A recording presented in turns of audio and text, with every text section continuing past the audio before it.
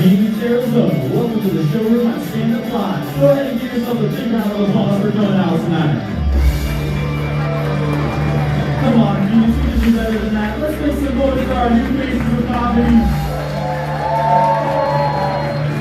We have a great show planned for you tonight, but first we'd like to go over a review of our house rules. Please no shouting to the stage. Please keep your tabletop to a minimum. Stand Up Live. Are you guys ready to get this show started? Please put those hands together and help me welcome to the stage your host for the evening, Grease Louise. Stand Up Live, how we doing? Make some noise.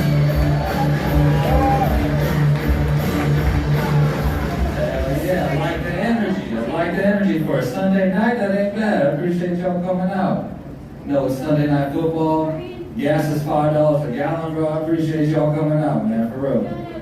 We're here for the new faces of comedy. We got a lot of your friends and family doing comedy for the first time, and some of them it's gonna be the last time. So let's try to be supportive, have a good night. But I'm glad you guys make it, man. Gas at $5 a gallon, bro. I had to start stealing my ex-girlfriend's fuel points just to save money, bro. I know she gets groceries on Tuesday, so I'll fill up Wednesday morning. You know what I mean? We got any Mexicans in the building? Mexicans? All right, just a few of us. The rest of us are in the back cooking, I guess. I'm gonna be honest with you, I'm not as Mexican as I look. I know I look like I sell pit bull puppies and shit, but pit bull puppies and stolen catalytic converters, dog, I know how I look. But nah, I'm a Mexican, I'm 27 years old with no kids, man. I feel like I should have at least an 18-year-old by now. Us Latinos, we only have kids who know how long we've been with somebody. I mean, they always introduce themselves. They're like, yeah, this is my old lady. We've been married for 5 years.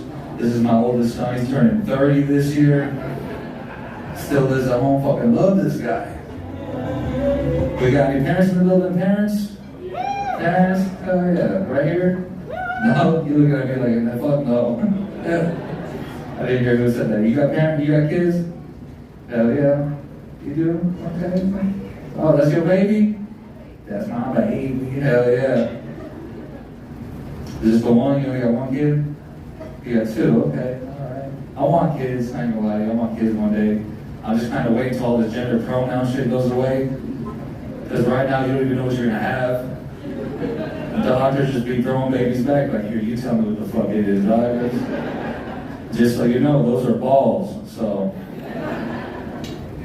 Like, I don't know how you guys feel about it. I feel like gender pronouns are just for ugly people anyway. You know, like when you're hanging out with the homie, you see something you can't identify. So you gotta point it out, you're like, hey, why do they look like that? He's like, who? You're like, damn, over there, dog, stop pointing, come on.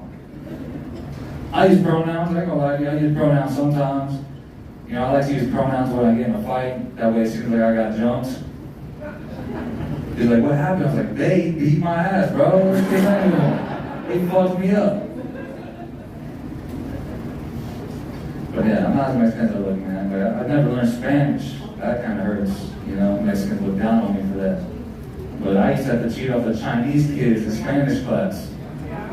You know what Spanish with a Chinese accent sounds like? Fucking Chinese, bro. You know what I mean? I only knew I was Mexican. My family's full of alcoholics. They drank so hard it turned our family tree to an agave plant. Everybody drinks in my family too. The women, they drink the most. You know that? You know, pregnant or not, they drink it for two. It don't matter. It's got to the point where they can't even breastfeed anymore because all that comes out is rum chata. They got rum chata on this side, michelada on that side. Tahini around the nipples, dog. Come on. Everybody in my family has a DUI too. You know what I mean? Like, my dad, he has 2 DUIs, and he still has the nerve to tell me to watch out for drunk drivers. I'll be going out, he's like, hey, be safe, watch out for drunk drivers. I'm like, as long as you stay home, bro, I should be good, you know? I had to stop dating Latinas, man. I feel like anytime I was dating a Latina, they just start lying. You know, Latinas are the biggest liars, bro. Like, I found out they don't even paint their nails. They're just stained red from all the hot Cheetos and Takis they've been eating. I was like, what color are those? She's like, flaming hot, fuck, come on.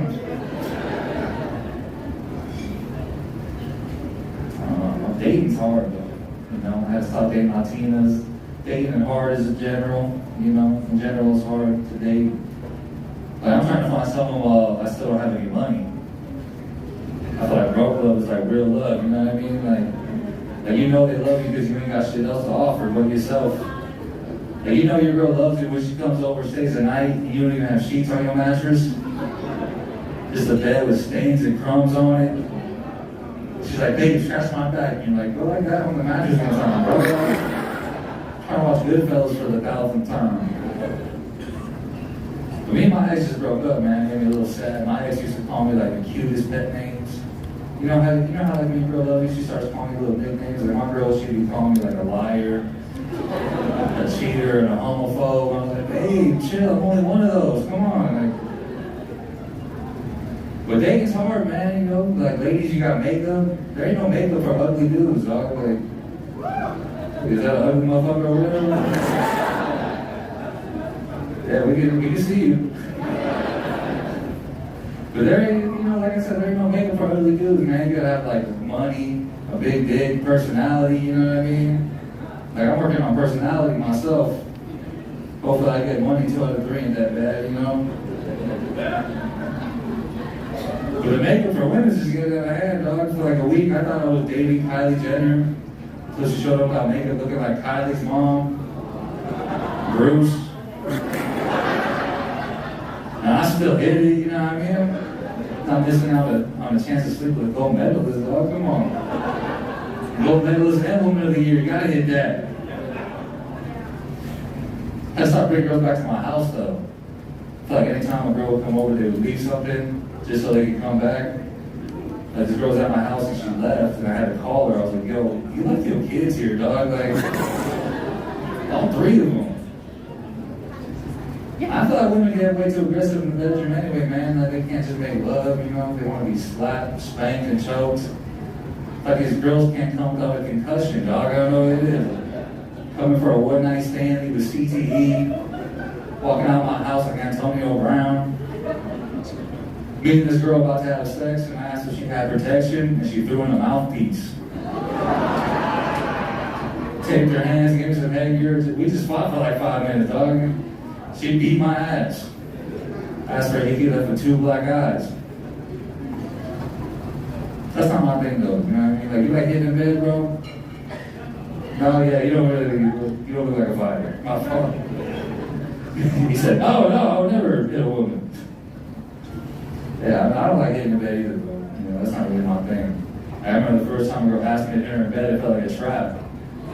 Because we were having sex and she was like, hit me. I was like, I need to see that on paper first. And can you say that to the red light coming from the dresser for me, please? Alright guys, that's my time. I'm Reese Muniz. I'm going to be the host for tonight. We got us a long, funny ass show. Like I said, some people are doing this for the first time. It's trying to be supportive. This next dude coming to the stage, very funny, been killing it all around the valley. Give a warm welcome to Joseph Marino, ladies and gentlemen.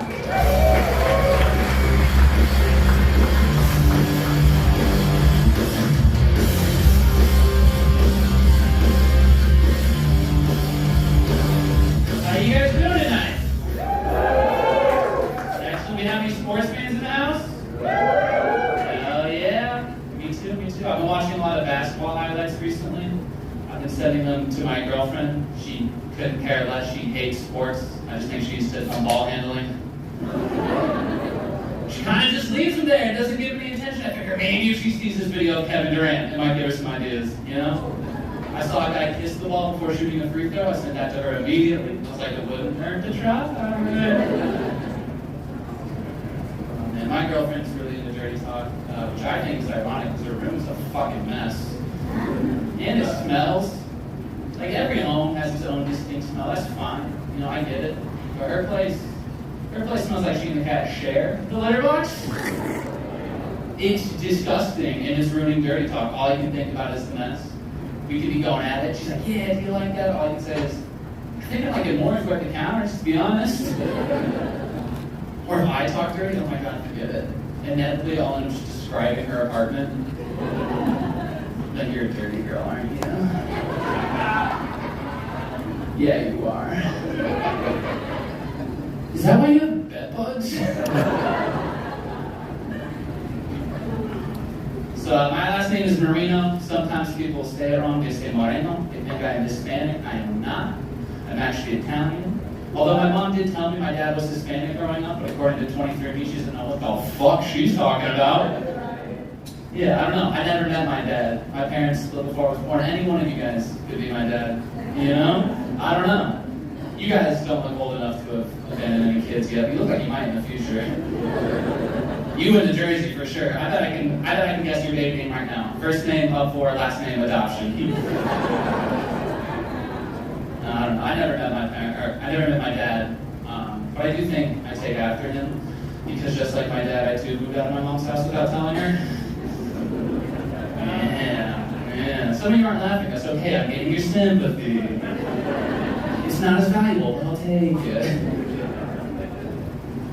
So I think me and my dad are pretty similar. I think I take after him. Probably not as much as his other kids, though.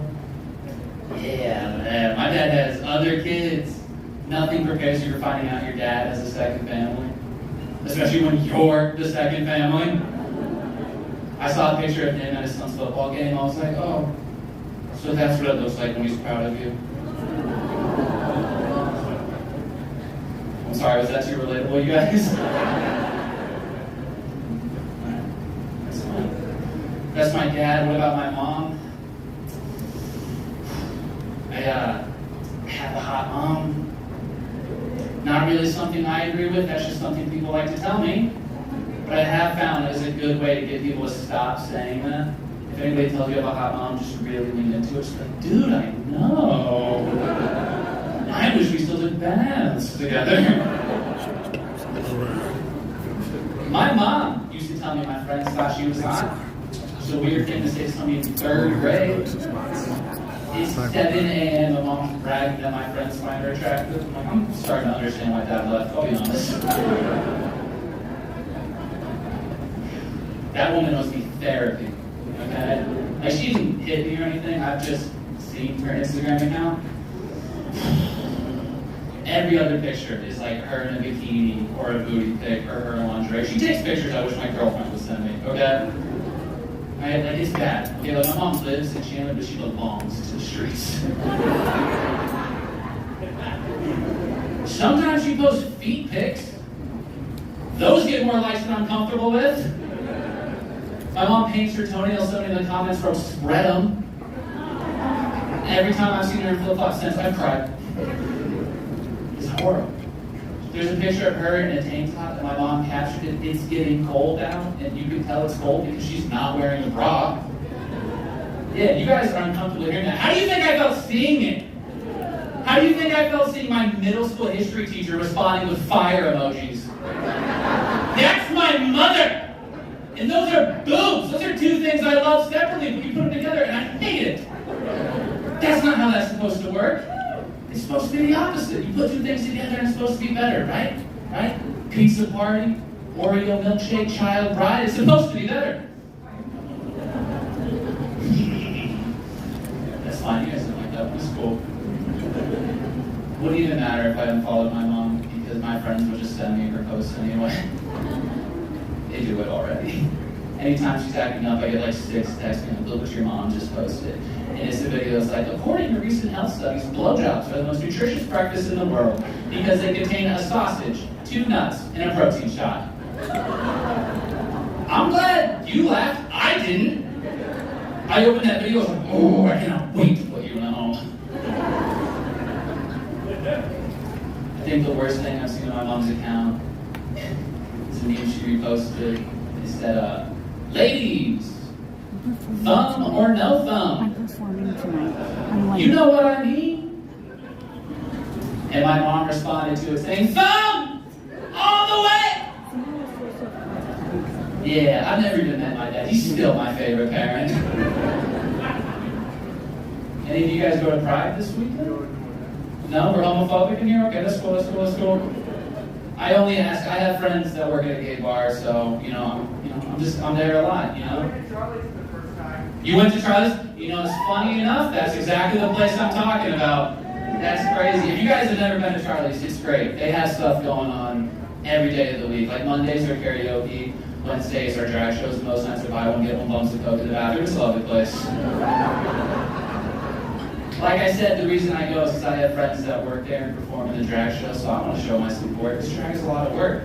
Some of these queens, they look so good that if you didn't know they were dressed up, you wouldn't even be able to tell. And I say that because the first time I went, I stopped my buddy, I was like, hey, see that girl over there? I just got her number. He's like, dude, that's Ryan. We work with him. You couldn't have told me before I kissed him? I didn't know drag queens got tipped like dancers. That was a shock to me. If I knew I was going to be putting dollar bills and thongs on that, I would have just stayed home and felt less confused about my erection.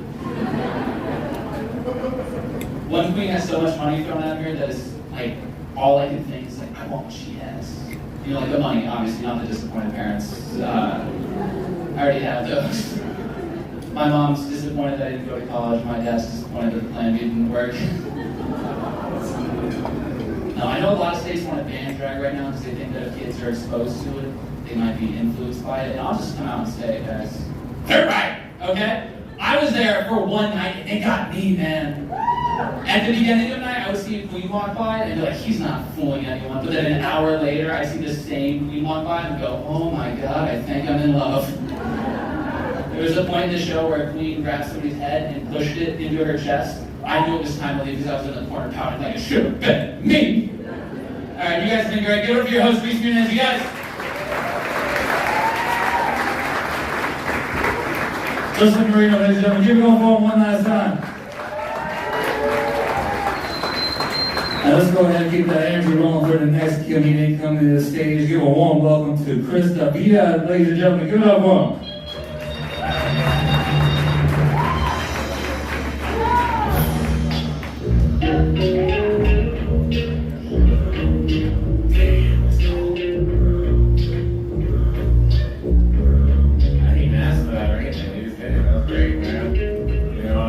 What's up? My name is Chris. How are you feeling tonight?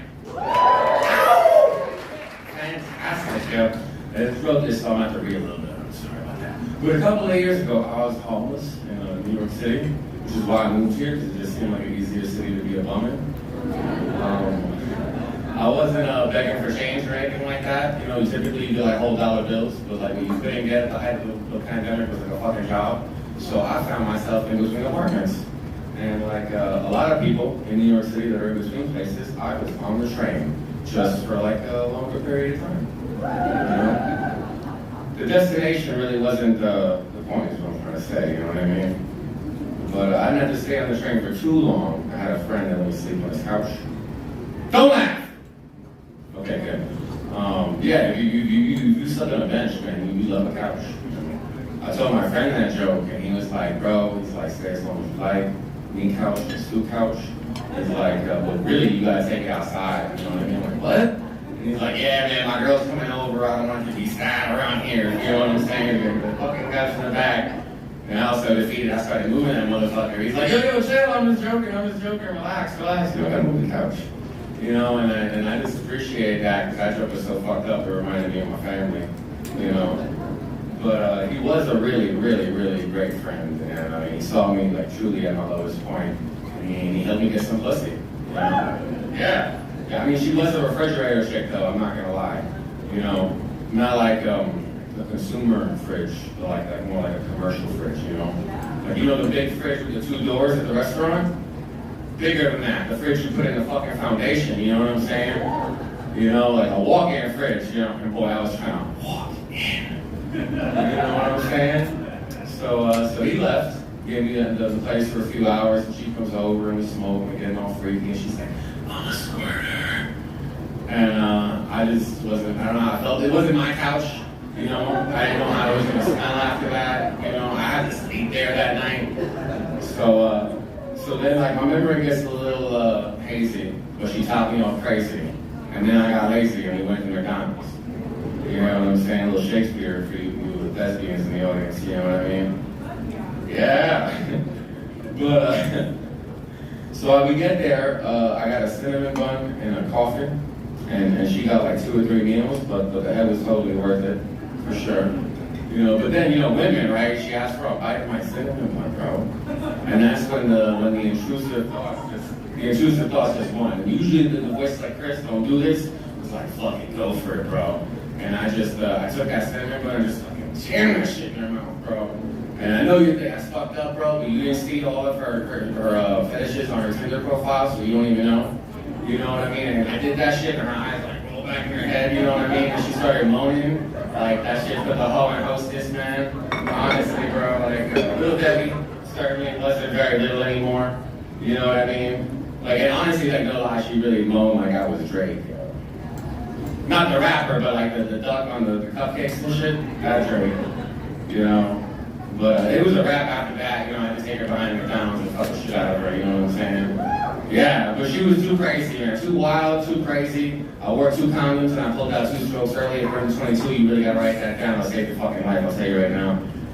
But, you know, afterward, it was this little post-coital moment that was just kind of like fucking perfect, you know? And for the first time in a few months, I didn't want to fucking kill myself. And, yeah, man, and then she started whimpering like a fucking kicked dog. I was like, I was like, oh God, fuck, are you okay? And she's like, yeah, sure, yeah, I'm fine, what's up? And like, I had been microdosing at the time, and I found out that it was nothing micro about those doses. So I was like, maybe this is just internal, and like, this is something I had to deal with in my own subconscious. Like, she didn't do that, there's no way that happened. You know, so I looked up at her, man, and I'm like trying to pull my pants up, and then she just looks at me with this big, beautiful eyes, and she's just like, goo goo gaga. And I'm like, why would that be the next thing you'd go to? You know what I'm saying? But long story short, just you know, be a gentleman and just read those Tinder bios into completion. You know what I'm saying? My name is Chris. Hope everybody enjoyed it. Y'all have a good night.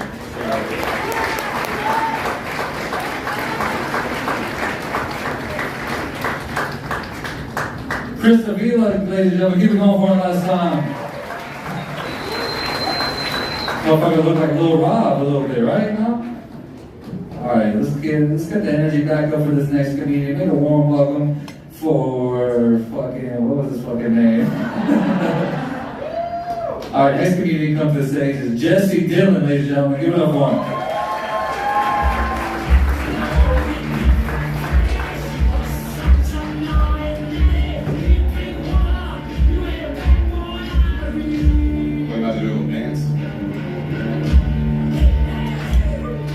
Give it up for me again one more time, guys. Actually, just became single. And actually, it was 2 years ago, so I'm over it. But it was the longest relationship that I've ever been in. It was about 10 years, which is fucking long. 10 years. 10 years I dedicated to this woman. And I fucked up, so I opened the cage one time and she bolted. Fucking gone. She was a tryhard, too. I chased her for 2 blocks. Fucker wanted to go. That's actually one of the reasons that I'm working out now, trying to get in shape. Because the next one's not getting away. And if she does, she better run at least 8 miles because I'm gonna be right there. Single life sucks right now. Because it's so weird.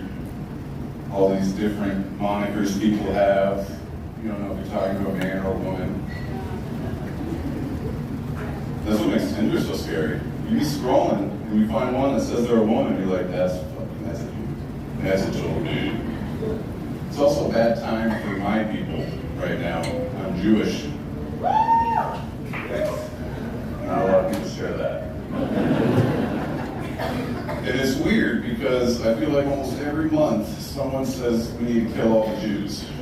And that's what will fix everything. I mean, they don't say that about black people. You know, you guys want to beat them up or push them out or something. It's straight to kill the Jews. Just kill them. Which is kind of harsh. I don't even like telling people I'm Jewish. Because it's 50-50 whether or not you can see it on their face. You're just like, oh, okay, well, that was a deal breaker. I actually really understand the whole being the only black person in a white school vibe. Because I was literally a toy in all my schools. People would come up to me and be like, you're the Jew, right? Not even Jewish, you're a Jew, huh? That's me, buddy. We always had the World War II documentaries, too. So everyone always had to look at me in class like, oh, this is really affecting you, huh, buddy? I'm like, yeah, I guess, I don't know. They actually showed a video one time in high school. It was a whole Nazi film. And it was how they taught kids to identify Jewish people. And if you can draw a 6 on their nose, they're a Jew. So everyone wanted me to draw a 6 on my nose. And I did. Because you gotta embrace these kinds of things. I actually had it's really hard to get hits on Tinder for me. And I got one the other day. And I thought it was a real person.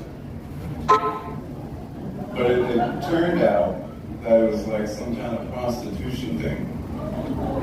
Because she sends me a message, she goes, hey, handsome. I'm like, all right, here we go. I'm like, what's going on, girl? She's like, for $200, I'll come over and you can do whatever you want to me. That is a very hefty price to pay for a bag of chips everyone gets to touch. I'm not too lonely that I'm going to pay for sex, but I'm definitely not that lonely. Because I had another hit too, and the girl, it was $60 this time. So I didn't know what to price that at. That was a really weird price range. But it was very off-putting. She said I could do whatever. I don't know. What am I supposed to do with that? We're going to play tag, Nerf? I don't know. But I'm gonna keep trying. I tried to do Bumble. They say it's on the women to make the first move. So that fucked me up. But I'm gonna keep at it. One thing I do have to steer away from though is J-Date. There's not even any Jewish people on it. It's the weirdest thing. There's a lot of Latinas. That's cool. There's a lot of black people too. That one actually got me by surprise. I didn't know that. And then the only Jewish people you can find are like, we're fugly sometimes, right? I mean, big noses, curly hair, really white complexion. We're almost Italian, it would seem. We're also pretty fucking hairy too. I look at my uncle and my grandpa, and they just look like big old bears. Big furry bears. I get scared for my back, literally.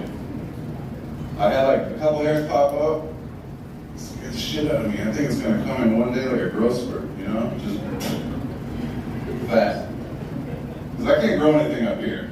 This isn't a hairstyle, this is my only fucking option. I've had this hairline since I was in middle school. And I used to always grow my hair out trying to make it look cool. Because that was when Justin Bieber was coming up too, so girls really like hair. But man, if you have this kind of a hairline trying to pull up a Justin Bieber look, it just, you got your own friends coming up to you like, hey, what are you doing, man? I'm trying. But this is my hairstyle for the next fucking, till I'm dead, I guess. I'm just trying to get used to it. The only good thing that comes from it is it gives off like stay away from me vibes when I'm out and about, you know, when I'm standing in line, just got that. I wouldn't fucking talk to me. But anyways, I'm gonna make it work, guys. That's my time.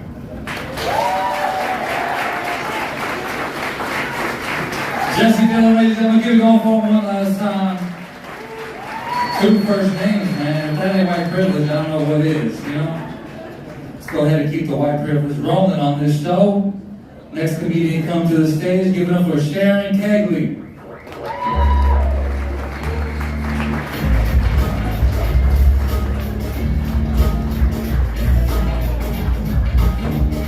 Hey guys, a little bit about me. I have been married 3 times. Very successful at getting married, just not very successful at holding on to the marriage. Yeah.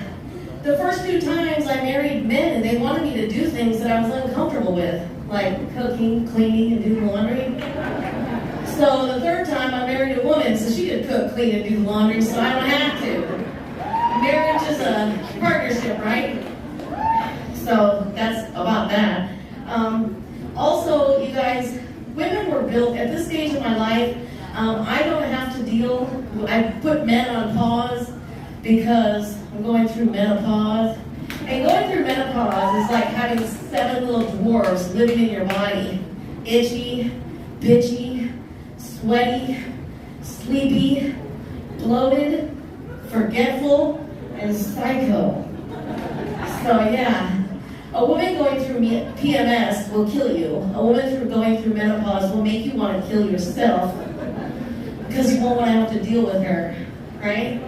So, you guys, let's talk about men and women and how we view sex, right? Women were built with these beautiful, curvaceous bodies. However, somebody decided to invent Spanx. What a fucking bitch that was, right? They decided to stuff all of our fat into that thing, and so it looks like we have these big old breasts. Little do they know, when we get our clothes off, we ain't on a big old breast. You got a big old muffin top is what you got. And when men approach women, they're thinking, how do I score? How do I score? You know what goes through our head? Does he have a job? Does he live with his mother? What's his credit score? Does he have his own car? Does he live with his mother? Is he a serial killer? Should I call my mom before I go out with this guy? And again, does he live with his mother? Yeah.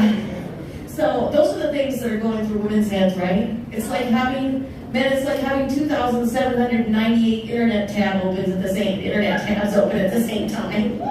That's what we're thinking about. But back to the Spanx.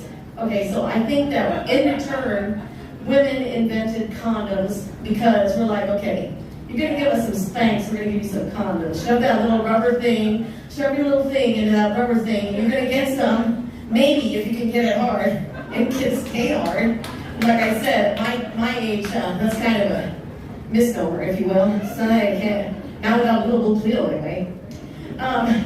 So you guys, so we're like building these courageous bodies and everything, and I'm like, okay. And you guys should also know something else about me. I was in the Army. I joined the Army when I was 17.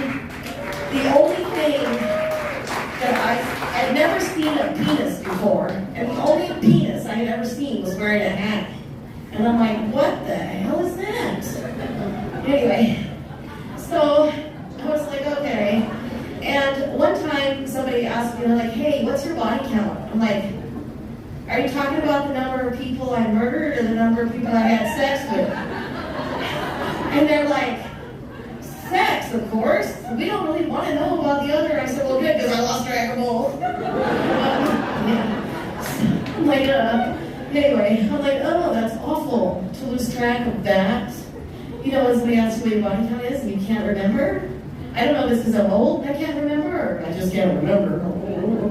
Anyway, so the funniest thing though, you guys, I've done a few things that happened to me that are kind of amusing and very embarrassing, you know, self-deprecating, whatever you want to call it. I'll give you one of my little stories. One time I, at work, decided to get on a one of those mini scooters that were built for children. Okay? Children, right? my boss decided it would be a good idea for me to take a spin around the block. I took a spin around the block, all right. I took a spin around the block, and then, do you know what I did? Right at the very end, I did this. Whoop. I did the Superman, fell flat on my face. Bike went this way, I went this way. Everybody was like, Jesus Christ, is she okay? And I'm like, that's when you know you're old, you guys. When they're like, is she okay? They're not laughing first, they're saying, are you okay? Right? So, yeah, like I said, at this point in my life, I don't have to deal with men because I put them on pause for permanently, I think. So I don't know what else to say. Let me see.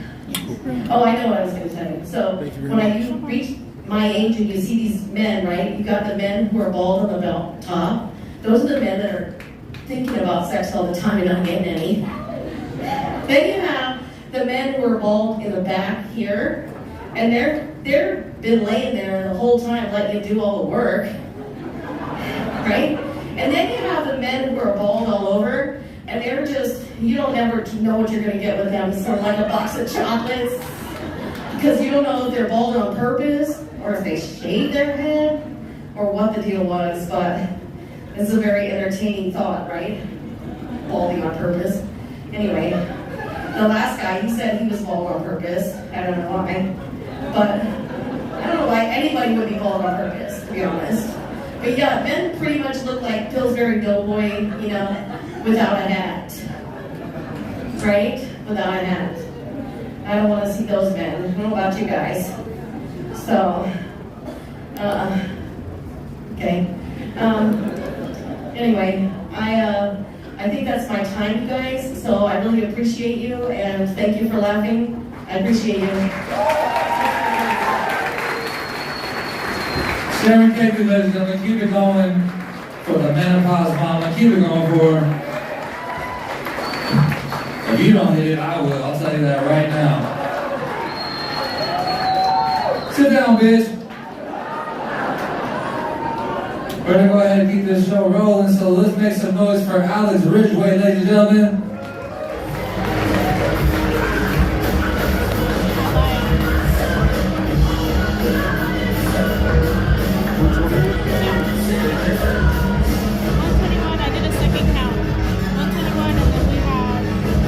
Yeah, stand up live. How the fuck we doing, huh?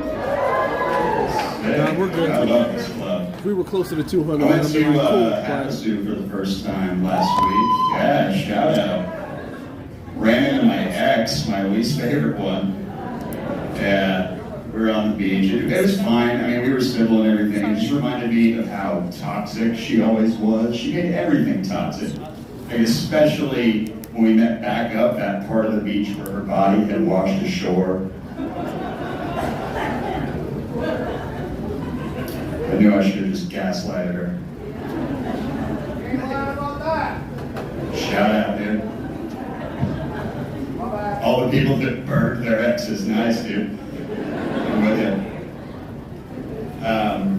No, I have dated a lot of weirdos, to be honest. Yeah, different ex of mine. Our first date, right? Our first date, about halfway through dinner, she just throws in casually that she's a witch. Unironically, she was dead serious. And immediately I thought two things. Number one, I'm getting laid tonight, for sure. This is gonna be pretty easy, right? And number two, I have never seen this bitch again after tonight, for sure, right? So we got back to her place, because of course I went back to her place.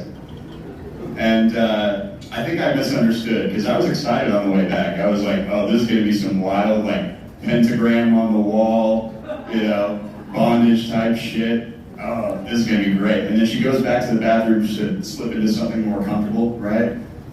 I turn the lights on. There's Harry Potter memorabilia head to fucking toe in this girl's bedroom, dude. You're stoked about this? I wasn't.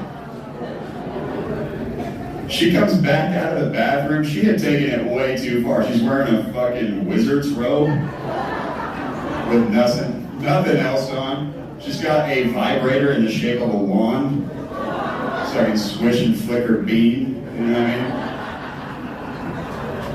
mean? She even had Hogwarts on her pussy. It was fucking terrible. Yeah. Luckily, I don't have to do any of that shit anymore. I'm married now, newly married. It's been less than a year. Thank you. Yeah. Newly married, but we already kind of tried to spice up the bedroom a little bit more, you know? Went to one of those slut stores with the card games that tell you what to do in bed. You know what I mean? And first card I pulled said, name your top 2 favorite fetishes to each other and then perform them on each other tonight. I said, hell yeah. All right, babe, what's your top 2 favorite fetishes? Without hesitation, she goes, big black cocks.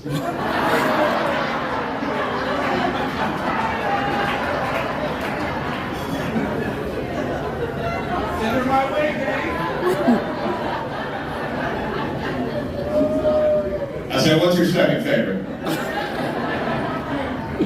She said, cuckolding. I was like, God damn it. She said, what are your top 2 favorite fetishes? I said, well, I don't mind voyeurism, right? I wouldn't mind fucking you somewhere in public, like a church. She goes, Alex, I would die before I ever fucked you in a church. I'm a Christian. I said, you fell right in my trap, because my second favorite, necrophilia.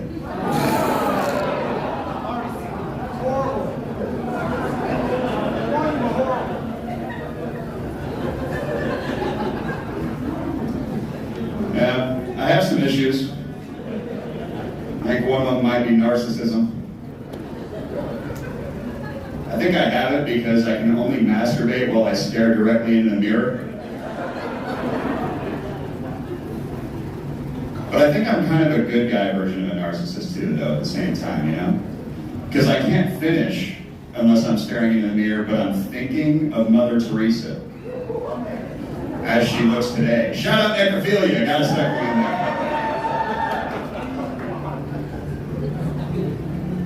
Hell yeah. Yeah, I've only been doing stand-up for a few months now. And so I have a bunch of friends that ask me to send them videos of me doing stand-up, and that makes me really nervous because, like, most great stand-up acts don't release anything on video until they're like 10 years into the game. These guys are asking me a few months into the game, just send them my show. Like, come to my shows. No, you're at my show, right? So instead, every time now that they ask, I just send them a sex tape instead. Because I've been having sex for more than 10 years, so I'm pretty comfortable with it.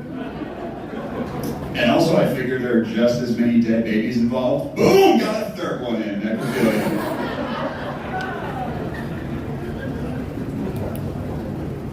Yeah, I know. I'm terrible. But I'm getting pretty good at being an alcoholic. Thanks. Thanks, enablers. No, I say this because nowadays, people cannot tell when I'm drunk anymore, but they can always tell when I haven't had a drink. I'm kind of like the Clark Kent of alcoholics now. Like, I have this superpower that I don't always share, you know? Like, I'm chill, but at any time I could be using that superpower. I could be punching through walls and windows or widows, whatever I wanted. But instead, I'm just kind of a swervy driver with cat fur on my tires.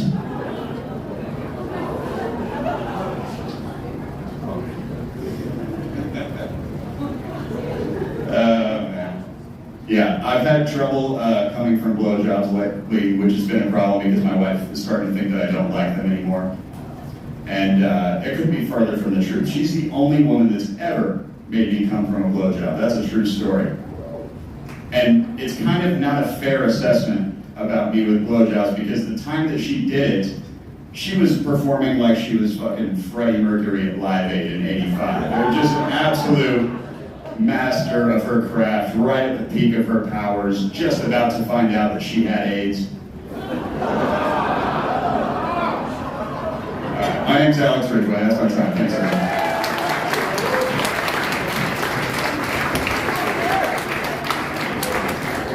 All right, give it up for Hyde from that 70s show. Give it up for him. Alex Ridgway. Make sure you follow him on IG if you like that dark shit. You know what I mean? We'll go ahead and keep this show rolling. Make some noise for Casey Deaton, ladies and gentlemen.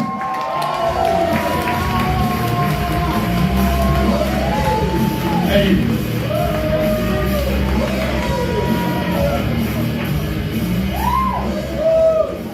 So I just got evicted from the zone.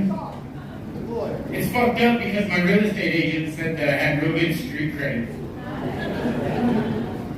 The thing that I'm most pissed off about though is that they took my canopy, aka my toilet. The best thing about dating a homeless chick is that you can drop her off anywhere. But did you know that the easiest way to get her pregnant is to come on her feet and let the flies do the rest?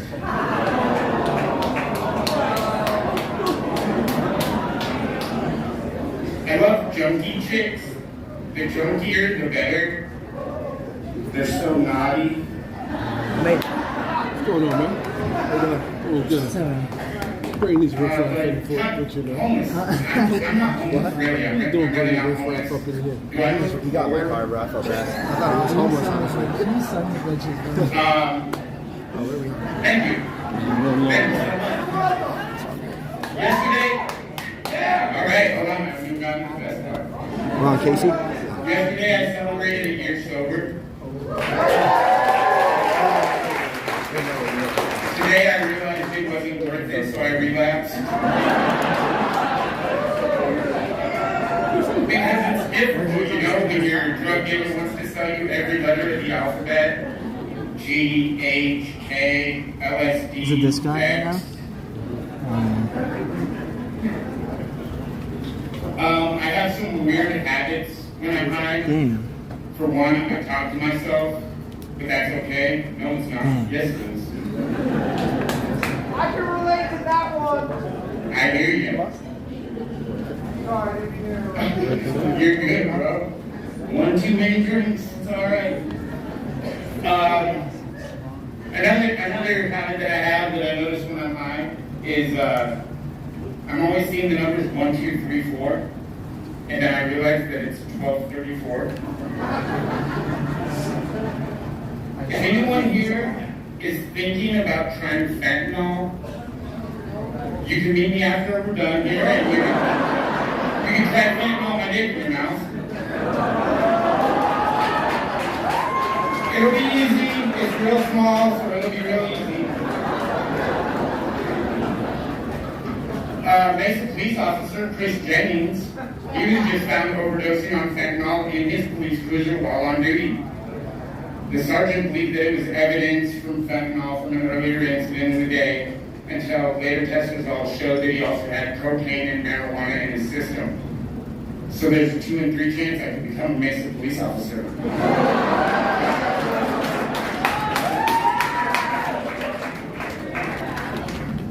I'm really shooting for it, you know. I applied for the Tempe Police Department K-9 unit, volunteer. Some of the questions on the application are, have you ever gotten high while at work? That's the only way I can go to work. Especially if a dog's going to be attacking me all day, you know. Another question is, have you used any drugs or narcotics or prescriptions for reasons other than experimental? Yes, I have. And another question is, do you have a driver's license? Because we want to know, while you're intoxicated, are you still able to operate a vehicle? So, my dog started humping a stranger's leg the other day. I had to jerk him off just to get him to stop. Because my dog doesn't come on command.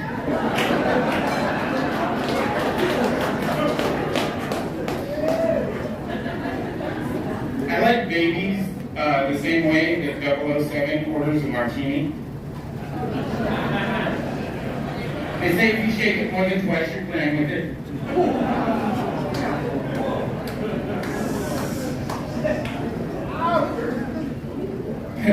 I what the baby said. Ouch. Actually, babies can't talk. No, I just remembered they can't talk. I found out that I can't have kids.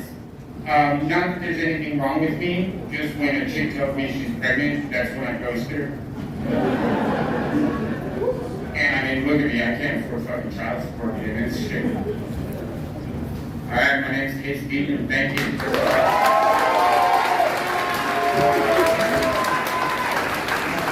Casey Beaton, give it up one last time. Man, I really thought that fool was homeless, dog. Yeah, well, all my loose change for good karma, dude. What kind of shit is that? Alright, next comedian come to the stage. Very funny. Give it up for Catherine, ladies and gentlemen.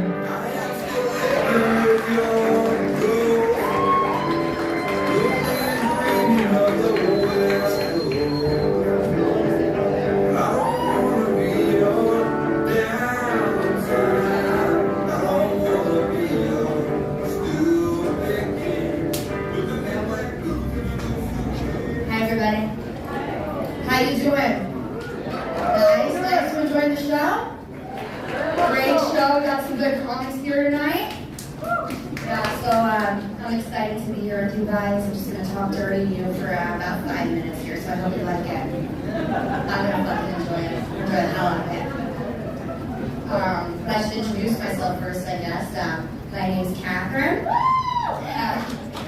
Thank you. I'm an alcoholic. A crestfallen, God-forsaken alcoholic. Okay, nice. And I'm a drug addict too. Oh, yeah, we got some nice people in the crowd tonight. And I've been pulling out for 24 years. Yeah. Anyone here like pulling out is like their main method of birth control? Yeah, okay. I can't tell whether these are like laughs of like recognition or like laughs of like, oh, that's like kind of a bad idea. It's a terrible idea. But I can tell you what, I've been pulling out since I was 14 years old and I've never gotten pregnant. So it works for me. And the data's not that bad either. You know, it's kind of on par with condoms in terms of like pregnancy. So I support it. And the main reason I actually like pulling out is because you don't have to do anything at all, especially if you're a woman. Like, you literally, like, you know, like when you take the pill, you have to take a pill every day, it's a pharmaceutical, it's like it sucks, you use a condom, it's like you're like getting on, it feels like really good, and then you gotta stop to actually put on a condom, it sucks.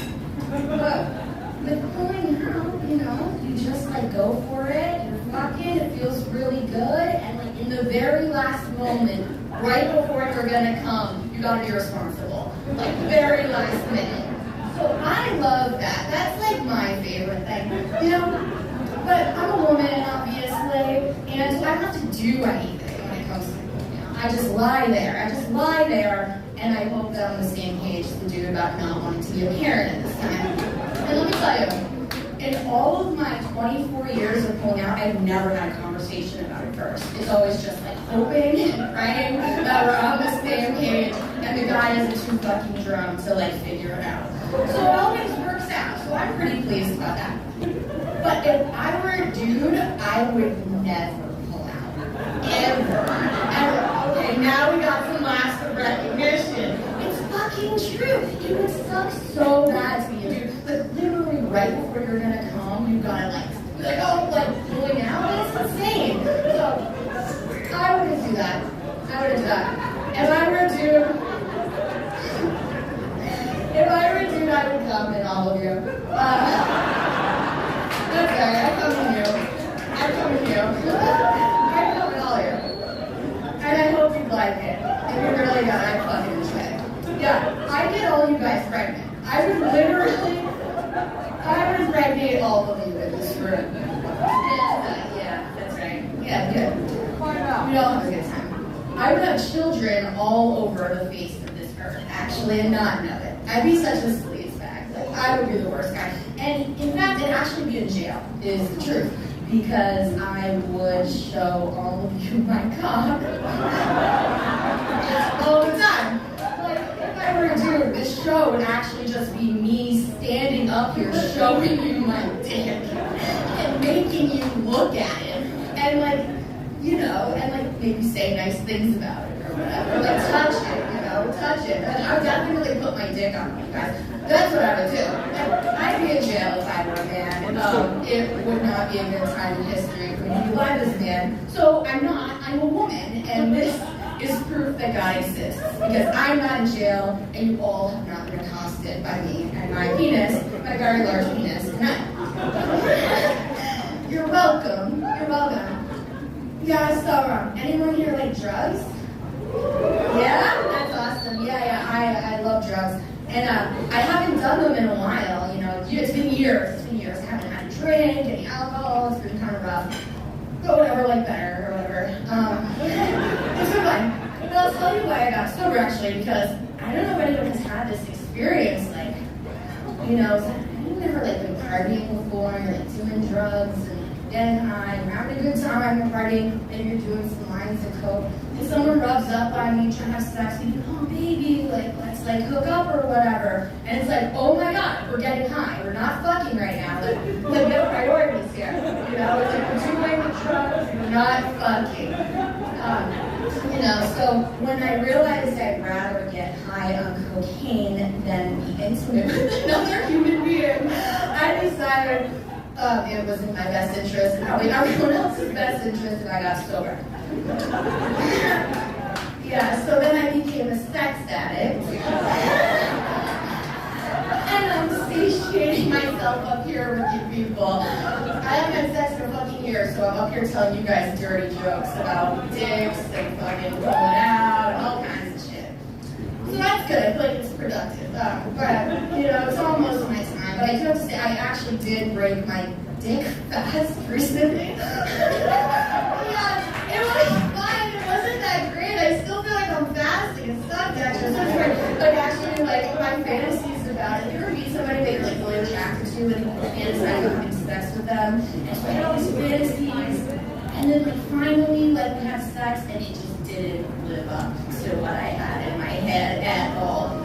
Yeah, it sucks. Yeah. And then I got, like, I guess what dudes get, which is like post-nut clarity, and that is rough. That's so rough. I realized it was a real racist, fucking homophobic, anti-Semitic motherfucker. It was so bad. And I wish I could tell you that that's the first time this has happened. No, I've like had sex with 4 or 5 guys who afterwards I realized I'm fucking racist and like homophobic and like prejudiced. It's fucked up. So, are there any prejudiced people in this room? Racist, homophobic, anti-Semites? Awesome. Yeah, you know us. So I will find you and I will fuck you. I will find you after the show and I will fuck you and then I will regret it later. So you're welcome. Alright, thanks so much. Have a great night, everybody.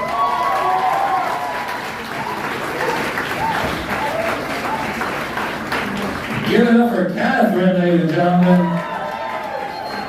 You can call her ODD because she likes it raw, you know what I mean? Somebody fuck her, please. Go ahead and keep it rolling. This next comedian coming to stage, very funny dude. Give it up for Cedar Adair, ladies and gentlemen.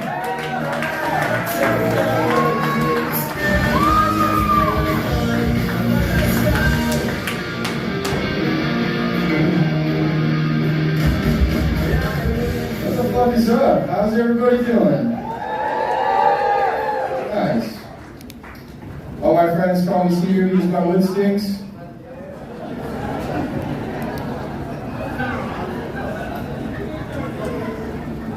It's a lot easier to tell people that than how much acid my mom had to do to give you that shitty name. Fucking bitch. I'm 21. Being 21 is a lot of fun. Whenever I go out, people like to give me joke shots. Anybody ever hear of a cement mixer?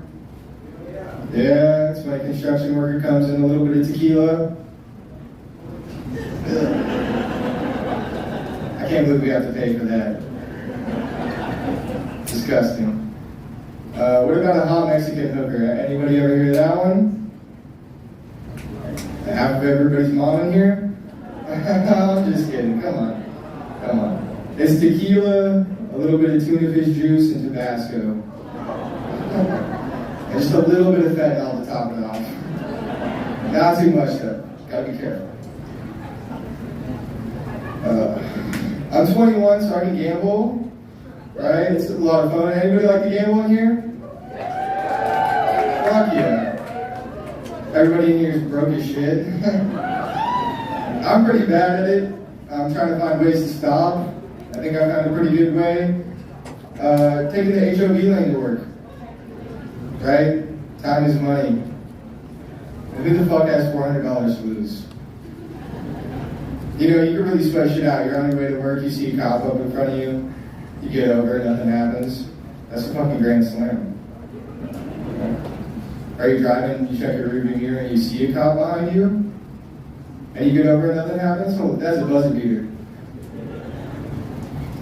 Just trying to save money. Okay? Enough about me though. Let's get into the nitty gritty. We got any football fans? Yeah? I'm a big Bengals fan, so yeah, I got the over on another person dying this year.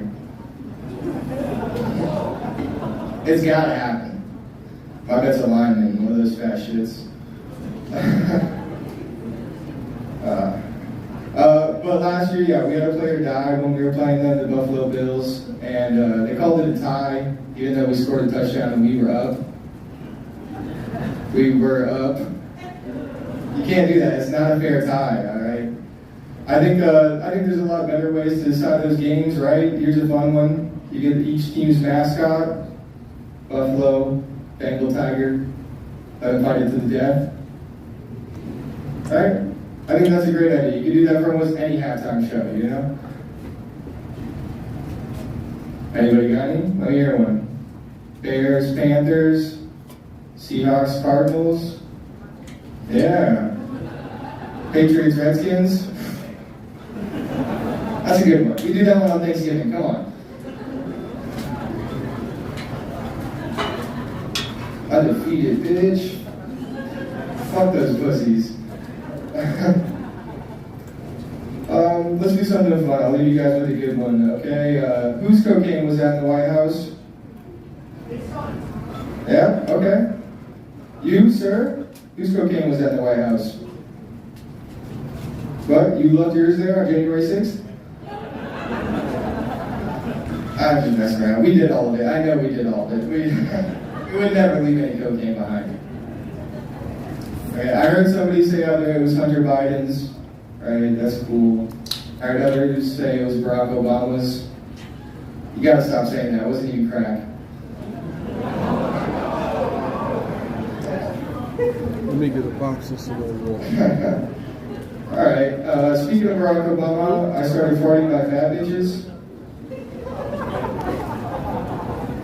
Come on. It's obvious, it's too obvious, nobody's gonna say anything. I bet nobody will even remember, right? Kind of like what happened to their chef. Nobody heard about that? Alright, if I'm gonna kill a black guy, I'm gonna choose not water. Too obvious. Alright, thank you guys. My name is Steven. Take it easy.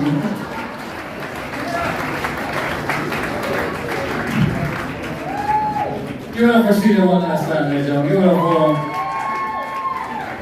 I want to keep this show rolling. We're about halfway through, so we appreciate you sticking around. Again, supporting live comedy. Next dude coming to the stage, very funny dude. Give it up for the DMV guy.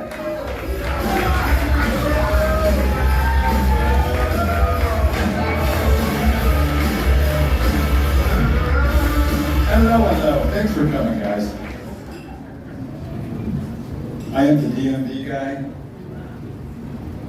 and my wife told me, I gotta go somewhere and explain my stupid stories because I gotta get out of the house. She has many lovers. I'm not one of them. Okay, so my first day at the DMV, my first road test at the DMV, I'm in the car with this nut job. I didn't even get my belt buckled. And he was out on Scottsdale Road doing 60 miles an hour. Just boom! 3 things happened at that time. My foot went to my imaginary brake that didn't work for some reason. My heart went up to my throat, 300 beats per second. debates. And I hate to say this, so don't tell anyone, but I shit my pants, okay? Now, I grew 3 inches that night. That day, I'm sorry. It was embarrassing, but I said, dude, what the fuck? You know what he said to me? Do you know what he said to me? He didn't speak English, so he didn't say anything.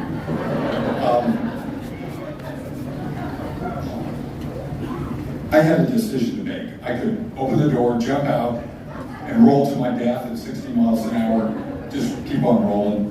And I probably should have done that, but I didn't do that.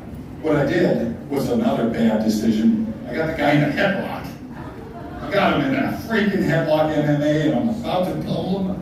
But you know what happens when you get a guy in a headlock and he's driving? He can't see anything. So he nails the gas, hits the car in front of me, and then takes a left, right out in front of God and everyone who's coming that way down some freaking street. I've never been down that street before, but he's hauling ass. And so I'm thinking, I gotta stop this car. Stop it, I gotta stop this car. How do I do that? So I look over at the ignition, it's over on the other side of the steering wheel. So I'm thinking, oh fuck, I'm gonna die.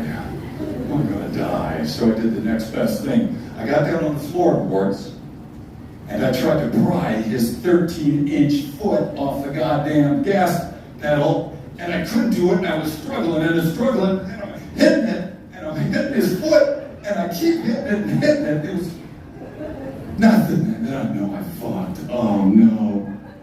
What do I do? What do I do? So I crawl up like a little 3-year-old on his lap. And I grab the wheel and I'm driving the car. And he's driving the car at the same time. Oh, what the hell is this guy doing? So I'm hitting it, motherfucker. Oh, it was scary. It was really scary. So I got my foot on the wheel brake and I managed to turn left. I don't know why I turned left. You shouldn't do that. But then, right up the street, I see the entrance to the DMV. And I was like, oh, thank God, I might just live. I might just live. So I turned as hard as I could into the DMV. We ended up doing 360s all the way to the building. Almost got to hit the DMV, but we hit a block, a parking block.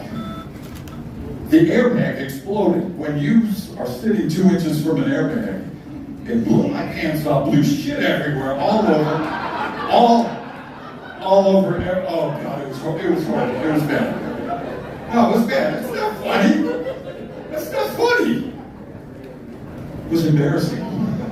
Anyway, we came to a stop. This guy gets out, and he runs off.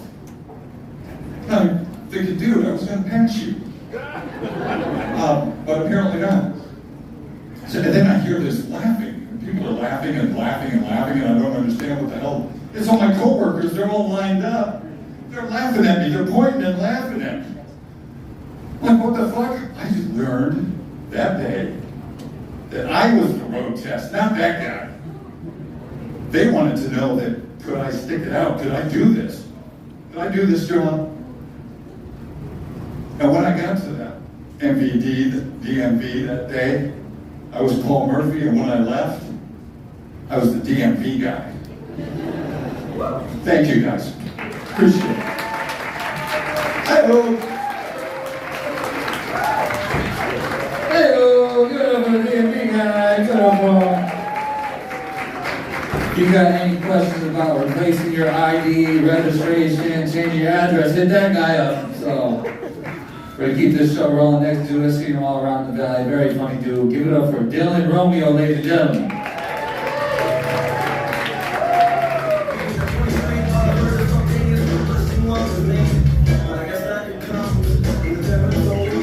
Hello, everybody. How you doing? It's good to see you. Hi, kids. I'm here to tell you today about drugs. Okay? Woo! Yeah. All right. Yes, I love them. All right, I love them. I come from South Dakota, where weed is like the drug. You know what I'm saying? It's illegal there. It always will be, as far as I can tell. And the first time I ever bought weed, well, coincidentally, it was also my drug dealer's first time ever selling weed to anybody, ever. Right? Which is a weird circumstance. In some ways, it's a bit as if we lost our virginities to each other, sort of. You know, there's a lot of overlap there between buying weed for the first time and having sex for the first time. There's, for example, there's all kinds of new smells. All kinds of new smells. I'm nervous. They're nervous. I don't want them to know it's my first time having a drug purchase. You know? But I went through with it. I texted this guy, I said, hey, I would like to purchase some marijuana. And he says, that is how I did it, I know. He's like, yeah, of course. Meet me here at this gas station, which is very romantic. Oh my God. So, I felt like a very special lady in that moment. And I pull up to this gas station, and I meet this guy here, and I see him in his car, and so I get out of my car, and I go get into his car. And I'm trying to play it cool, so I say, did you bring the weed? And he says to me, he goes, yeah, I brought the weed. Did you bring a bag?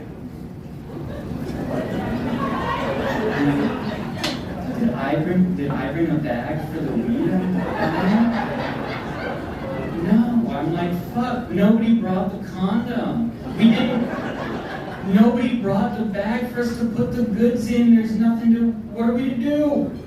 So I panicked. I didn't know what to do. I panicked, and I got back in my car, and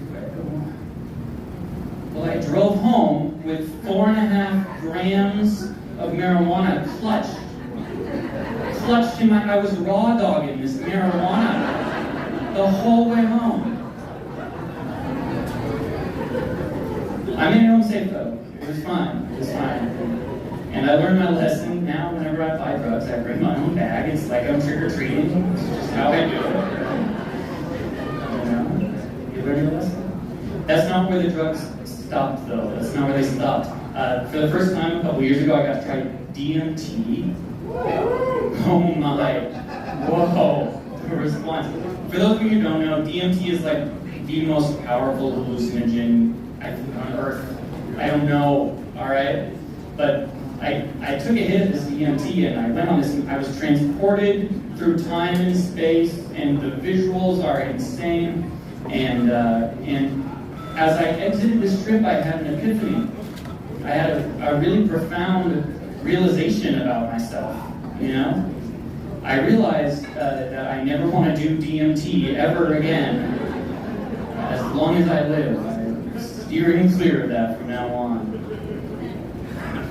I was a drug dealer in my own sort for a minute. I was a bartender. I don't know if that counts, but I'm an accountant. I was a bartender. There's a lot of sex. There's a lot of sexual tension in bars. Sometimes it's not even tension though. This one time I was waiting on this couple, and I swear to God, this guy was getting a hand job right behind the bar, right in front of me. I couldn't see obviously, but I mean you can tell when I ask you what you want to drink, and you're like, margarita. Like I know what's happening to this guy in that moment, you know. That's not even what he wanted to order. That just happened to be the name of the woman that he was sitting with, you know? And, yeah, so I'm in this situation behind the bar where I don't know what to do. I mean, I'm thinking to myself, I gotta kick these guys out? What am I supposed to do? You know? So I get up the courage, and I walk around and do this for the bar, and I'm like, fuck, we gotta get these guys out of here. And then it dawns on me, and then I realize, I've been in this situation before. I bought weed from a guy at a gas station once. I know how this goes. And I just said, you know what, let me take it from here, baby. And I just took over. No big deal, 2 minutes flat, it was all good.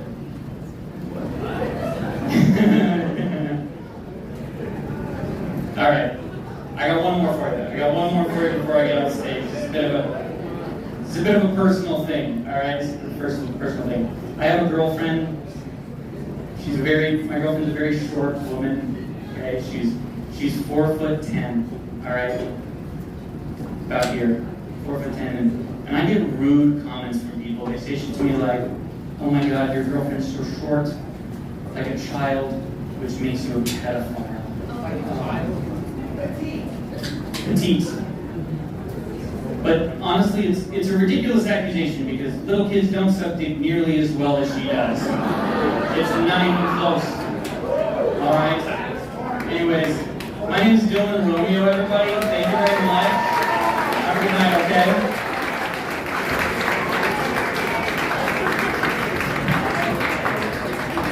Give it up for Dylan one last time, ladies and gentlemen. Give it up for him. Fun dude. Backpack is a ham. Anybody else see that shit? Alright, this next dude, I think you're in for a treat. Seems like a very cool dude. Give it up for Ethan Zone, ladies and gentlemen.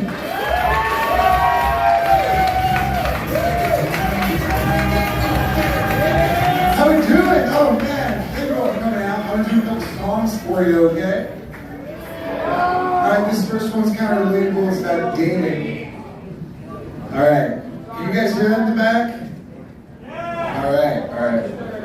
It's Friday night, a new Tinder date. Hoping for a change, that it goes okay. So far, so good, I think she's the one. But then she tells me something and that makes me want to run. She says she's into conspiracies. Told me about microchips and the bees. She said, birds are fake, my love is legit. Elvis killed JFK. I said, holy shit. She was coming on strong, it was not hot. She said NASA is a hoax, but this booty is not. She can't believe I'm real, just like Sandy Hook. She said I got her running wild, just like Bigfoot. I heard those grunts. Did I mention she's into conspiracies? Don't trust a thing that is Chinese. She said, birds are fake, my love is legit. Boy, you're out of this world like an alien ship.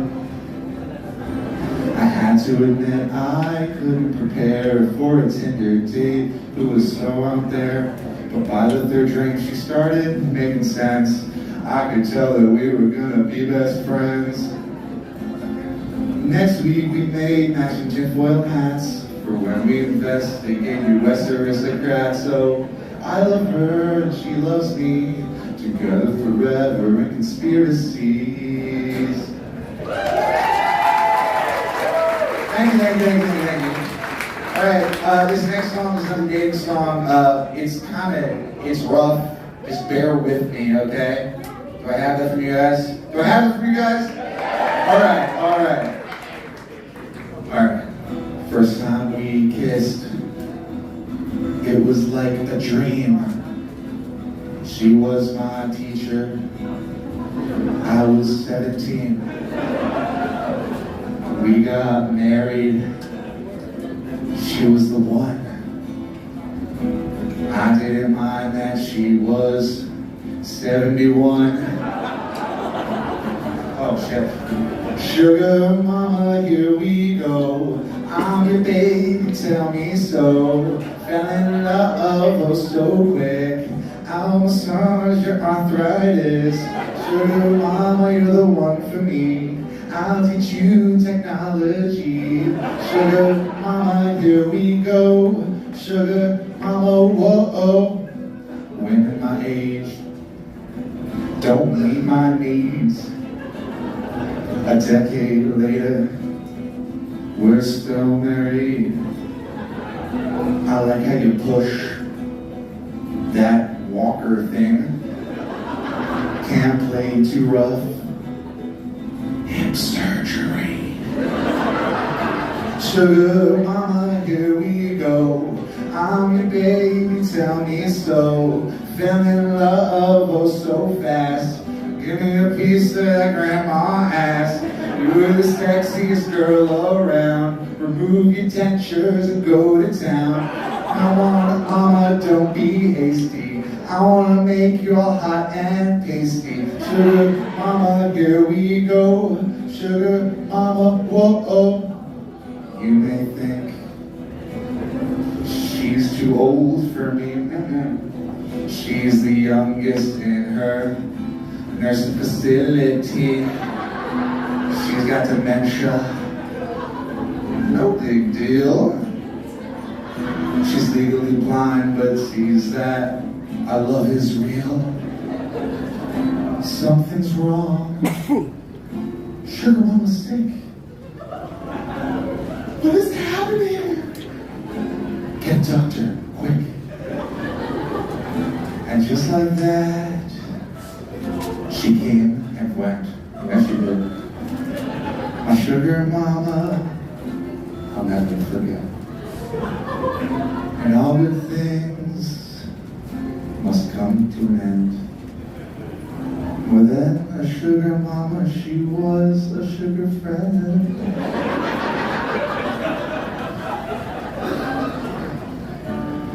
Sugar mama, here we go. Was your baby, you told me so. Loved you so much that it hurt. You look so sexy in that hearse. Even dead girl, you look gorgeous. I'll see you after the service. I wanna hop in there with you. I'll always be your sugar boo.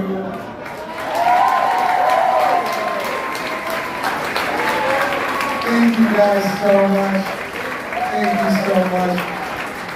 My name is Ethan Zone. You can find me online at Comedy Zone on all platforms. And I had a privilege playing for you guys. Thank you.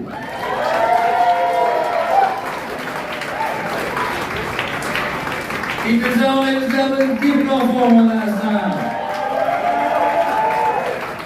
Up here game is John Mayeron. Good for him, man.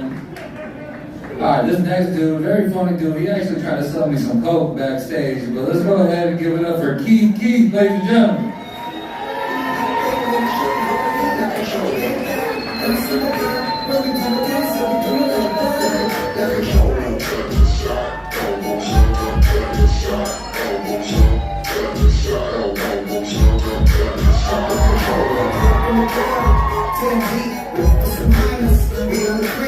I need a bad one, a real freak. Oh shit! Hey, I used to date this bitch who had roaches. Look, I didn't know she had roaches. We had just met each other, so we was going through the introduction stage. Then she invited me to her house one night because she needed the D. I pulled up, it smelled like Fabiosa in that bitch, so I'm thinking everything is cool. We had bomb sex for the first time. You know, if you have bomb sex for the first time, you normally take a nap, right? So we sleep and shit, and I feel something going across my face. I thought it was a motherfucking tickle feather, you know what I mean? I think this bitch trying to turn me on and shit. I play sleep, nigga. Let her keep doing it. But then something bit the bottom of my lip, and I was like, what the fuck was that? I opened my eyes, and it was a roach, nigga, and I was like, oh shit! I didn't even know roaches can bite, nigga. Have you ever been bit by a roach, motherfucker? Yeah, good. I was like, oh no. So I'm screaming, ah! And the roach coming on my mouth. I spit this shit in her face. She nonchalantly pulled the roach from her motherfucking face, opened her hand and let her fly away. I'm like, damn, the fucking roach had wings. This is some bullshit. So I'm sitting here talking to this home like, look, I gotta get the fuck up out of here. I gotta deal. This is not what I'm used to. She's like, I thought you was from the hood. I thought you was from the hood. I said, bitch, I am. But I'm not used to flying roaches. Not at all. I went home, walked upstairs. I got asshole naked, burnt all my clothes, and ran in the house. We are not transporting roaches tonight. But the pussy was good. So when that bitch called back, I went over. You know what I mean? But I had some rules this time around. We got some fucking rules. Bitch, you can never come to my house. And every time I come to your house, I gotta run upstairs, burn my clothes, and run in the house naked. So I started feeling bad. She was like, when you gonna invite me over? When you gonna invite me over? I'm like, look, bitch, you can come over. Come on over. We went and had drinks. We actually went to a comedy show. She came to the crib. Nigga, I ran upstairs. I took my clothes off. I burnt them motherfuckers, and I ran in the house. She was sitting there like, what the fuck is you doing? I said, bitch, you better follow suit, or you gonna get locked the fuck out. She took her fucking clothes off. Then she started running in the house. I said, bitch, wait! Bitch, wait! Shut your hair first. We not playing that shit tonight. Walking around with me. Look, I'm gonna keep it 100. I think restaurants need to come up with new warning labels. Y'all ever got a cup of coffee and that shit said cautious? This shit may be hot Y'all ever seen that shit? Y'all got some fried noodles like, oh, this shit may be hot. I just found out about a restaurant called White Castle. And I think these motherfuckers are the Taco Bell of burgers. Because after you eat 4 of those sliders, your stomach starts rumbling like a Travis Barker drum set. I had 4 sliders, my stomach was like, nigga, I fucked around. I went on a helicopter tour right after eating 4 White Castle sliders. We was on a helicopter, that bitch went up, we were going across the Las Vegas Strip, me and my little chick, my stomach started kicking. I was like, have contractions, blackout down. The pilot started laughing. I said, nigga, I got a shit, we gotta turn this fucking helicopter around. He thought I was joking, so I grabbed a throw bag. Nigga, we go over the fucking Las Vegas Strip, and I shit all over the motherfucking helicopter. Do you know how much that bill cost me? $1,000. I'm telling you, White Castle is the devil. Have y'all ever had White Castle? Yeah. Did you shit all over yourself? White Castle ain't got shit on Taco Bell. I'm telling you. My stomach is immune to Taco Bell. I can eat Taco Bell and I'll be straight. Any parents in the house tonight? Any parents in the house? Oh, y'all niggas is experts at pulling out. There's only 4 parents in the building. Y'all got some toddlers? Who got toddlers?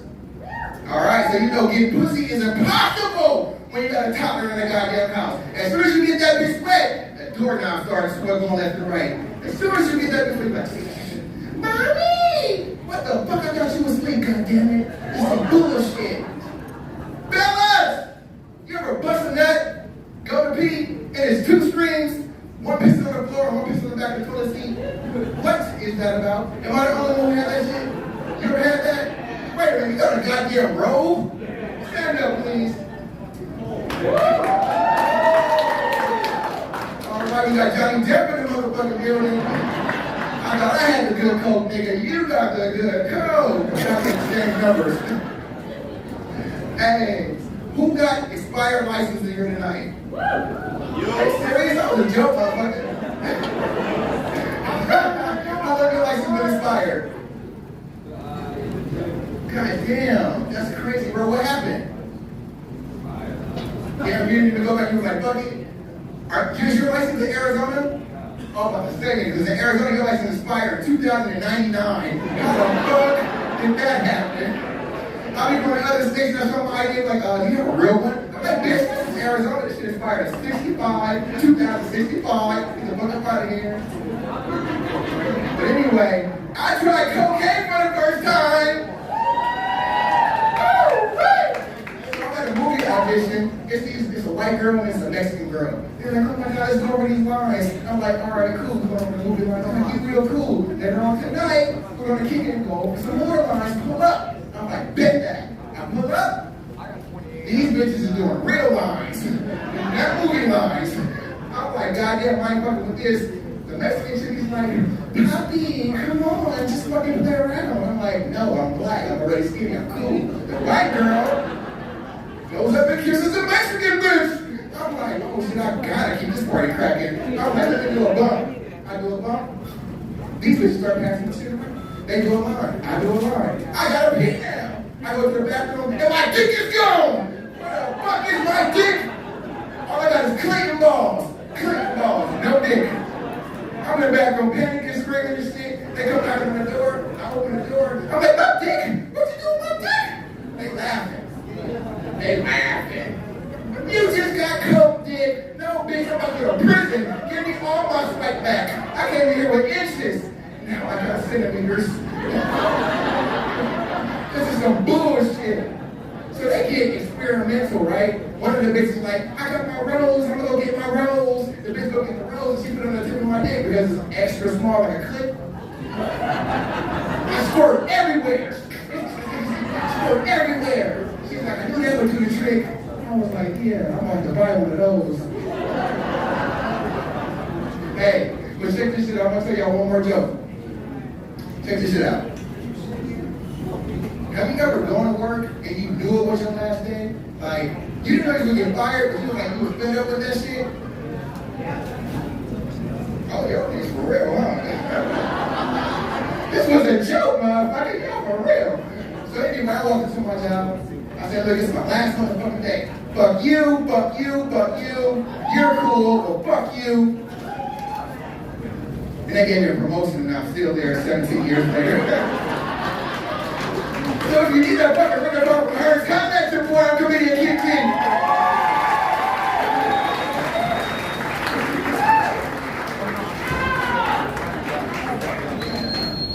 Keith, man, give it up for him one last time. I was hoping this shit was real, bro. I was trying to get some gas after the show. Alright, we'll keep this show rolling. This next dude coming to the stage, been killing it all around the valley. Very funny dude. Give it up for Jeff Vincent, ladies and gentlemen.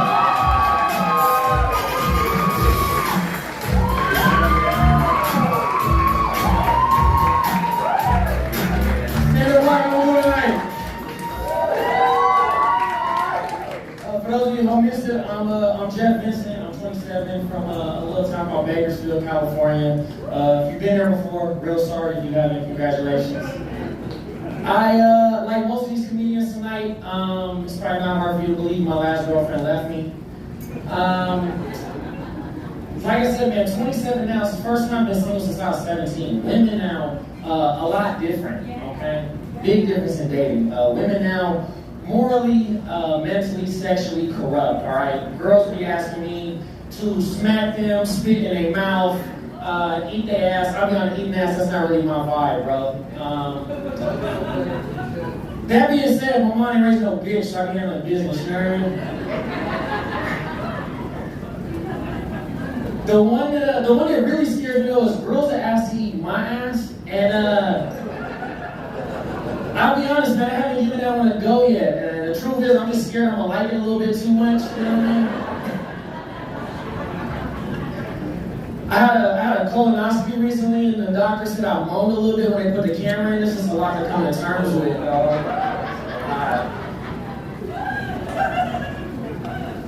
On top of that, too, man, these new women are mean as fuck, bro. They will hurt your feelings, all right? They do not give a fuck. Especially in bed, man. They will hurt your feelings. I hate when girls be hitting you with that harder, deeper shit. Look, bitch, you know how much dick I showed up with, all right? There is no more pee-pee, okay? Insufficient funds. Quit asking, bro. Quit asking. And then they give you attitude too, like, oh, that's it? Fuck you mean? I said, ladies, check this out. If you woke up tomorrow morning, you look outside your window, you saw 3 inches of snow, you say, gosh, that's a lot of fucking snow, all right?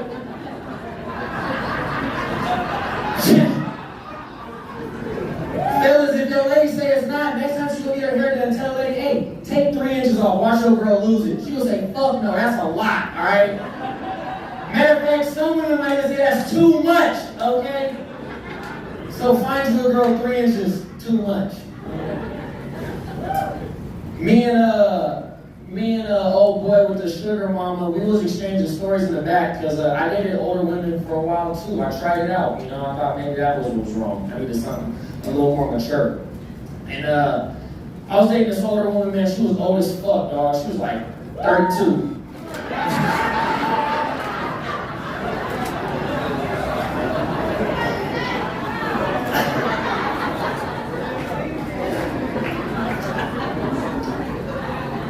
She was like 32, man, and in her extra 5 years of life, she definitely had more experience than me, you know what I'm saying, in the bedroom. And this, fellas, this one of them girls, you know what I'm talking about, just turn you into a man. This bitch could fucking suck start a heartbeat, dog, like, this shit was riveting, okay? Riveting. And one night we're sitting on the couch, she says, babe, you know, I was thinking, man, you should get a safe word.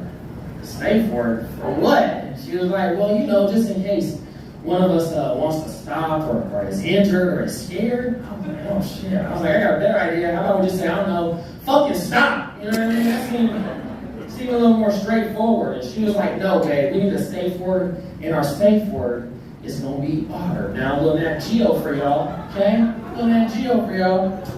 Otters have crazy sex, okay? So crazy that sometimes the otters drown, all right? Drown in the pussy, okay? And I'm a wise man, I'm gonna pick my battles. And I said, you know what, fine, babe. I'm cool with that. Alright, so shit, perfect. Tonight, I want you to choke me in there. Okay, you know what? Who ain't choked a bitch? You wanna talk back a couple times? Nah, don't choke your bitch. That's fine. Or nah, don't get caught doing it. And so I said, you know what? I can do that. I got this, man, okay? So we in the room, and she said, all right, here we go, Jeffrey. Don't forget, order. I said, okay, order. I got this. Got this down. Now, what we didn't consider is that in the midst of battle, lights down low, sweat dripping, Friends theme song blaring in the background, order sounds a lot like harder.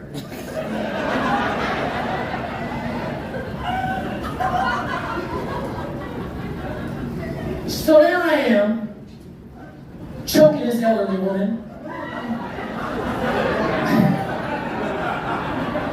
Got her motherfucking life alert hanging off her neck. And I'm squeezing it. She's saying, She said, all right. I said, bitch, I'm fucking trying. I got little hands, all right? I'm doing my best. Man, like the grim. And finally, with her last breath, she said, fucking stop! I said, no, you're not gonna trick me, bitch. That's not what I'm looking for. That's not the words I'm looking for. Rest in peace to that girl, man.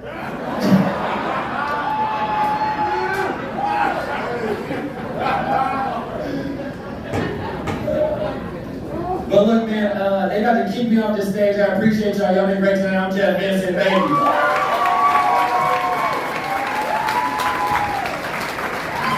Jeff Vincent, ladies and gentlemen, keep it going for one last time. All right, we're down to our last couple of meetings, guys. Thank you again for staying. If you feel like you can do this yourself, make sure you sign up for newfacesaz@gmail.com. But down to our last two comedians. So this next dude comes to stage all the way from Chicago. Very funny dude. Give it up for Corey Bailey, ladies and gentlemen.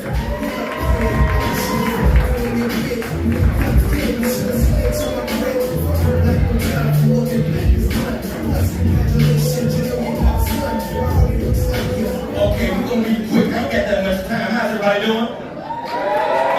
No, it's okay. Talk back to me. This is gonna be the part of the show where we're gonna be very relatable. First and foremost, before I go any further, put your hands together for everybody that was before me.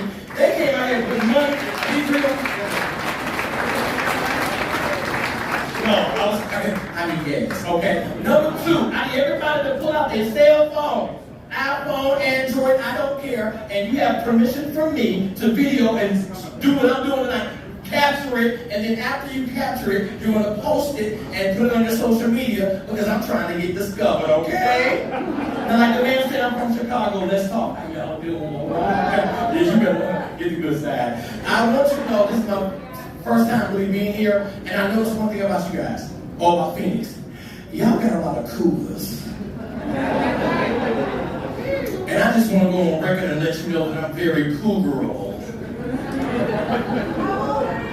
50, talk to me nicely. What I'm trying to get you to understand is I'm looking for a woman that's been through something like menopause. Or a hysterectomy. See, I don't want no kids. I just want to practice. You know what? I'm feeling a strong anointing on this side of the room. Let me help you out. I'm looking for a woman that when she comes home from work, she looks around and then the very first thing she does is she takes off her bra.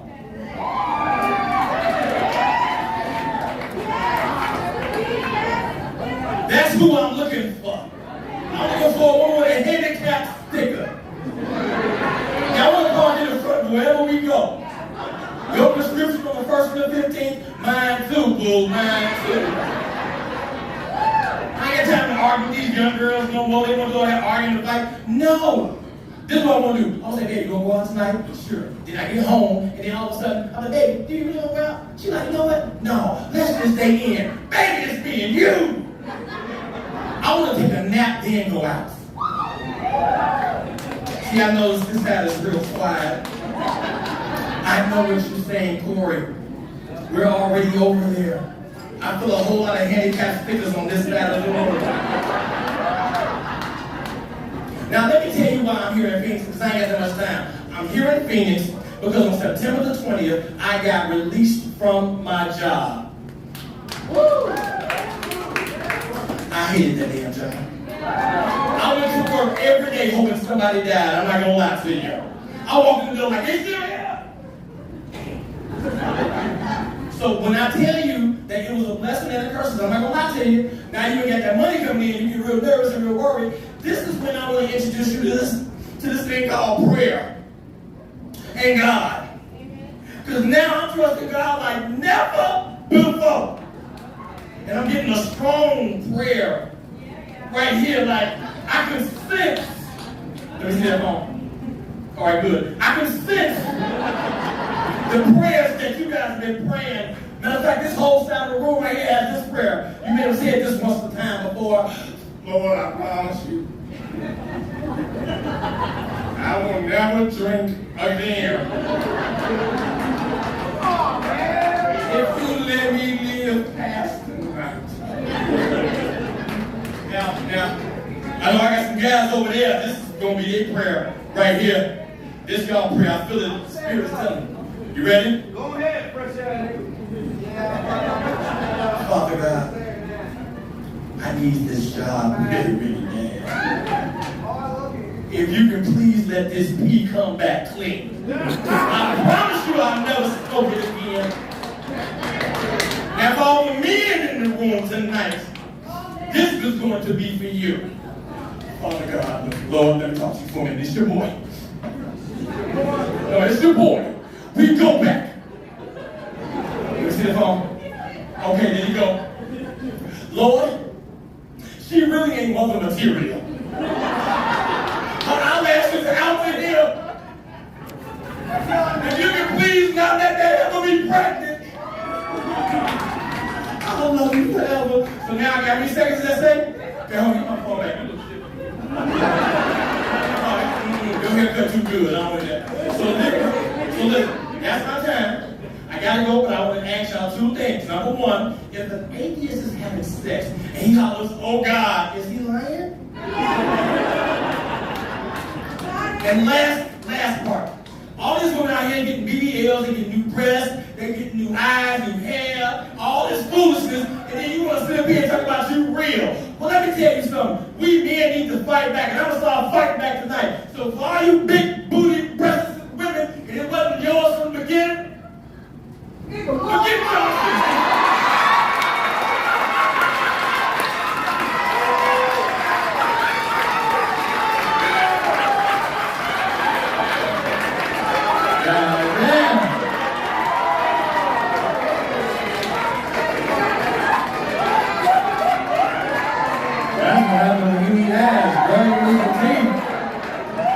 Make some noise for Corey Bailey one last time.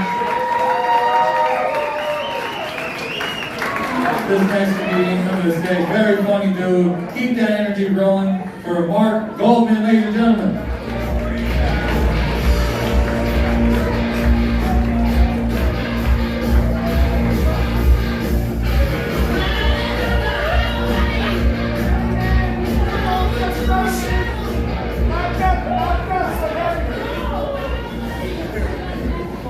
Good evening, everybody. I hope everybody's been great so far watching them. I'm the last one, so I'll probably stop.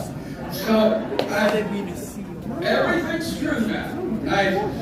I've never done this before. This is my first night. I mean, I just hate my regular job so much. I just hate it a little. I hate it a lot. And I won't even say what I am, because most people don't like what I am. I'm Jewish, and I'm not a doctor, so what am I? I'm a lawyer. I am so tired of arguing with people. I just can't stand it anymore. And it's not good when you're a trial lawyer and a litigator, you know? and you're supposed to argue, and like 2.5 years ago, I had a really big heart attack. And that was like a hair away from dying. So they said, you gotta remove stress from your life. And it's like, well, what am I gonna become, like a landscape painter or a poet? I tried cases, and big ones. And, so I didn't know what to do. So I was getting divorced at the same time, so I really wasn't sure what to do, so I went on a dating app. And, dating, and I just got divorced. It's really different now, It's like ordering food from Uber Eats. It never looks like what's in the picture.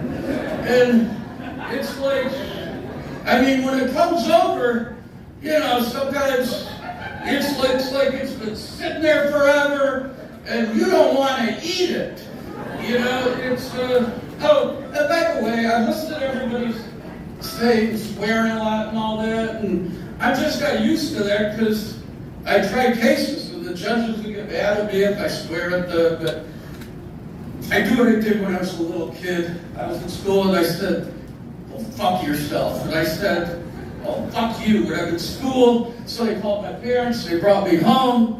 My dad beat my ass, and then when he sobered up, he told me, look, if you want to say fuck you or well, fuck yourself, just say whatever.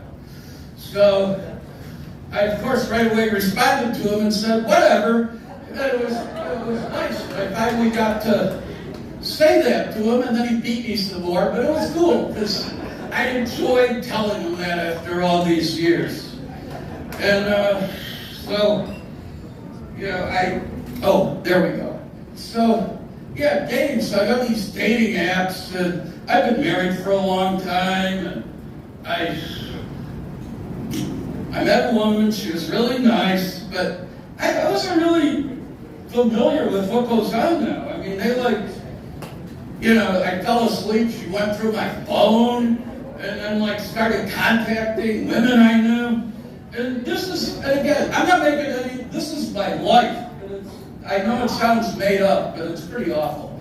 And so, until 2.5 years ago, it was really good. And you should have known me when I was alive, because I was a lot better, in better shape. So, she goes through my phone, she contacts everybody, and just makes my life miserable. So I stopped seeing her, I go back on the dating app, there's this perfect woman there. She has everything I want. She looks like I want. So I plan to meet her at a restaurant, and I'm all excited. And I get there, and it's my former girlfriend. She came up with a fake persona. I'm worried she's here, came to watch. So I told her I was doing it a different night. Because if I say anything bad, then she'll be getting mad at me. So she made up a fake persona, and then I meet her, and then, of course, I was already at the restaurant, so we had dinner. But that's like dating now. And it ain't easy. I have my crib notes here. I have to remember what, I tried a lot of cases, but now, I don't care if somebody thinks I'm stupid or a bad lawyer, but I don't want anybody to think I'm not funny. It's kind of all I have left in life. And, I get in trouble with the judges all the time anyhow. I've had them throw me in jail for contempt of court. In my divorce, they were constantly finding me in contempt of court. And, I've been in jail too, over in Afghanistan, but that was a while ago. But I have been in jail here for being disrespectful to the court. The judge will make a ruling, but I won't say it, I'll just go, oh, whatever. And, I hope they watch this now so they know what I've been saying to them all these years. Because I don't want to, after having that near-death experience, I don't want to leave this earth without the judiciary knowing how I really felt. Because I was always saying, yeah, you know, okay, whatever. You know, that was, so I like, hang on. That's it, Byron.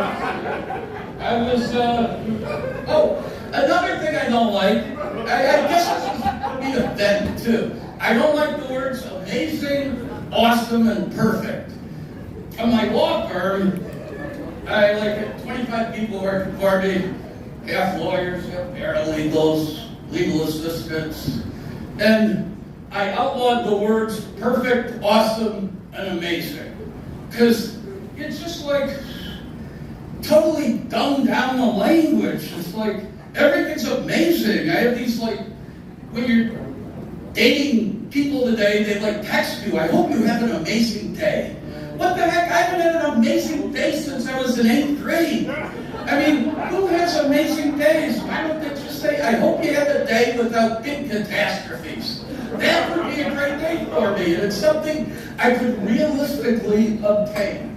But have an amazing day? I think the only amazing day I ever had, I was like in 8th grade when I discovered, you know, what you can do with your hand when you're all alone. That was an amazing day. And like, after that, my parents didn't have to tell me twice, it's time to go to bed, Mark. And I was like already on my way to the bedroom. Like, and then, of course, like all guys that age, you think you're the only one who's doing this, and they're gonna like commit you to an institution if they ever find out. And then finally, pardon? Keep going. Keep going? Oh, okay. Well, anyhow, so.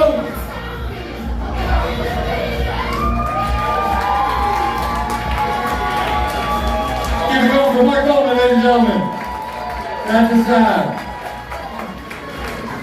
All right, appreciate you guys sticking around. We got one last special guest. You're in for a treat. This dude did Montreal Just for Laughs, on tour with Shane Gillis, Dave Chappelle, and Chris Rock. Give it up for Aldo Campagna, ladies and gentlemen.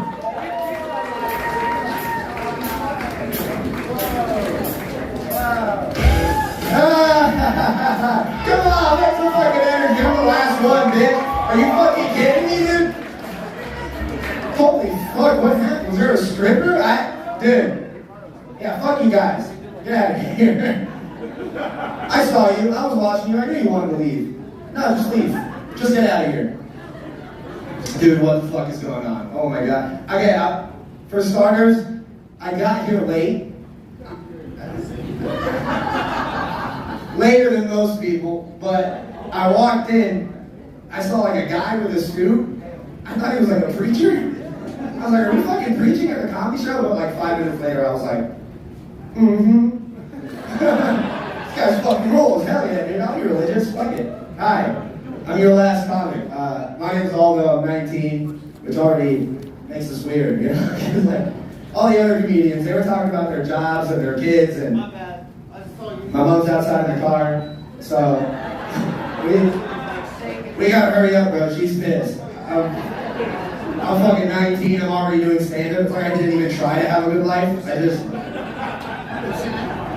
Which makes no sense either. My life's great. I'm in a 4-year relationship. Whatever. And I was really underwhelming for half my fucking life. Like, you realize I've been in a relationship longer than I've had a car.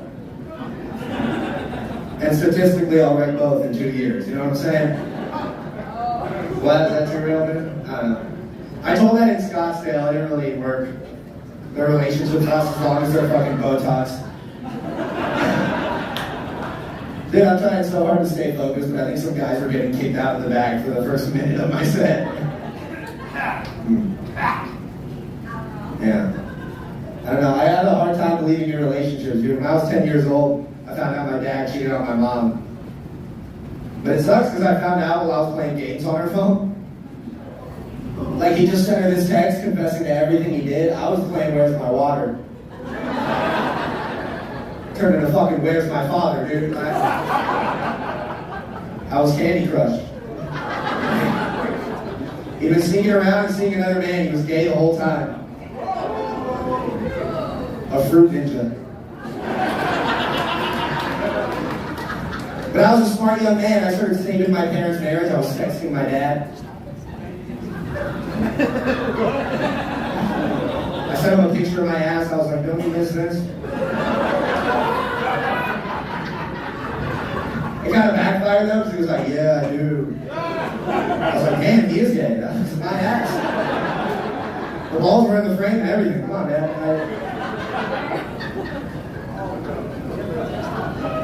I was gonna wait to tell that joke till both my parents died, but we're Mexican, they're like 25. So,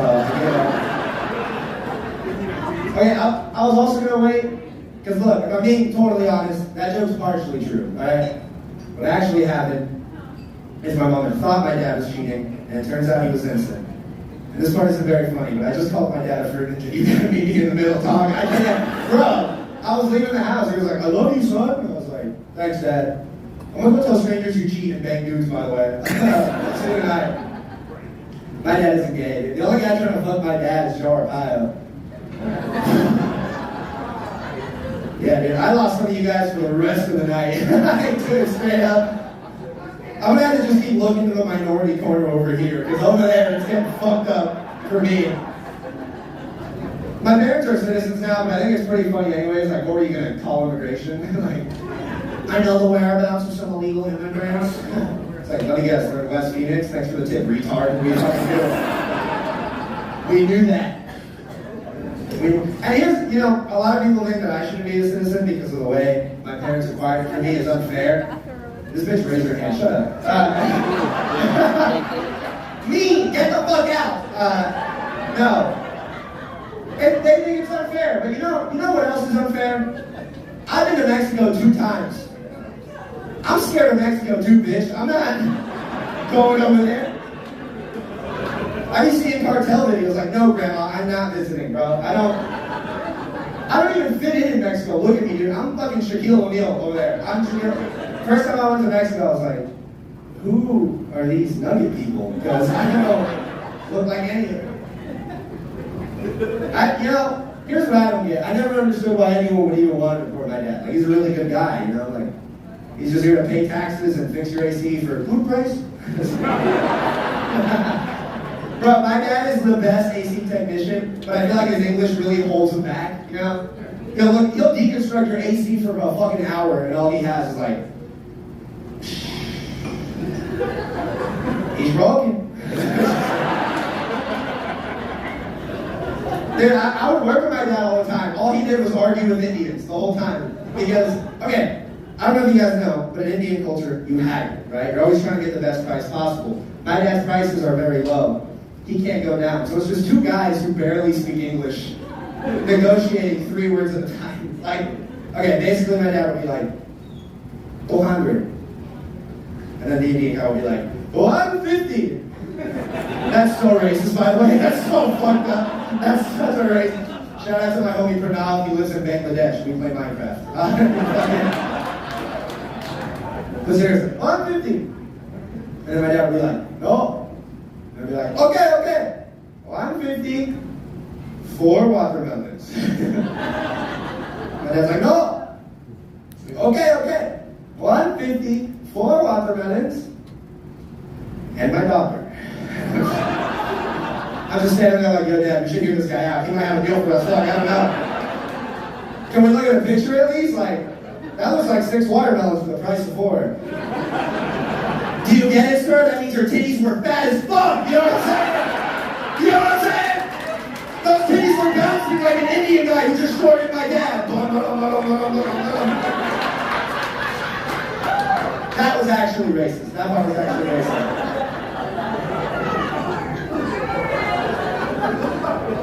Yeah. No, my parents, they're very conservative, and it's very interesting because there is one gay person in my family, and it was my sister. She came out when she was 16. And it was very interesting because my parents, they didn't support it. They were cool with it. I didn't support my sister. It was good. We brought us close together. That was great. It made me the favorite child. That was fucking awesome. Like, dude, literally, I didn't do anything wrong. Like, my parents got me smoking weed in high school, and they were just like, I'm losing money. well, at least you're not a queer like your sister, so. Yeah, dude. But I would help my sister. I really would. I used to help her sneak her girlfriends out of the house. Yeah, because we couldn't just say they were her friends. They were manly-ass lesbians. They were like studs. Does anyone know what a 100-footer is? Is when you, 100 footers when you can tell someone's gay from 100 feet away. These bitches were 10 miles. Like, I could have seen her silhouette and told you she eats pussy. Who's that Pokemon? It's Jigglypuff. So I'd help her. She'd have her girlfriends over. My parents got home early.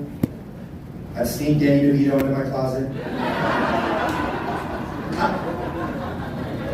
Then my sister would distract him, I'd guide him out the back door. I was basically Harriet Tubman for lesbians. Like, the gay Underground Railroad, Rainbow Road, if you will. And you know what, bro? That's why lesbians love me. They fucking love me. Lesbians would pump their fists in solidarity if it wasn't in my sister. Oh boy, my sister's getting fisted. All right, I'm every night.